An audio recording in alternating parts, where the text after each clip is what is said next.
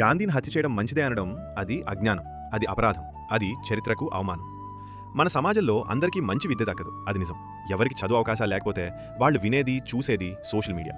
వాట్సాప్లో ఒక వీడియో వస్తుంది, నథురామ్ గోడ్సే గాంధీని చంపాడు, మంచిదే చేశాడని. అది విన్నవాడు అదే నిజమని నమ్మేస్తాడు. అది అతని తప్పు కాదు, అతనికి అందిన సమాచారం తప్పు. విమర్శ చేయడం హక్కు, వ్యతిరేకించడం హక్కు, విచార ధోరణి వేరుగా ఉండడం కూడా హక్కే. కానీ హత్య చేయడం హక్కా? ఒక మనిషిని చంపి మన సిద్ధాంతాన్ని నిరూపించుకోవడం ఏ ధర్మంలో ఉంది? మహాత్మా గాంధీని విమర్శించొచ్చు, అసమ్మతి వ్యక్తం చేయొచ్చు, కానీ ఆయనను హత్య చేయడం, మంచి పని అనడం నేను ఎప్పటికీ అంగీకరించలేను. ఈ రోజుల్లో కూడా గాంధీ అవసరం ఉంది. ఎందుకు? దేశం ద్వేషంతో మండిపోతుంటే ఒక గాంధీ కావాలి అహింస నేర్పడానికి. సోషల్ మీడియా అబద్ధాలతో నిండిపోయినప్పుడు ఒక గాంధీ కావాలి సత్యం గుర్తు చేయడానికి. మతం పేరుతో మనం విడిపోయినప్పుడు ఒక గాంధీ కావాలి మనల్ని మళ్లీ కలిపేందుకు. విమర్శించండి, ప్రశ్నించండి, అసమ్మతి వ్యక్తం చేయండి, అది ప్రజాస్వామ్యం. కానీ హత్య, ఆ హక్కు ఎవరికీ లేదు. గాంధీని చంపడం మంచిదే అని చెప్పడం ప్రజాస్వామ్యాన్ని చంపడమే. గాంధీని చంపవచ్చు, కానీ గాంధీయత్వాన్ని కాదు.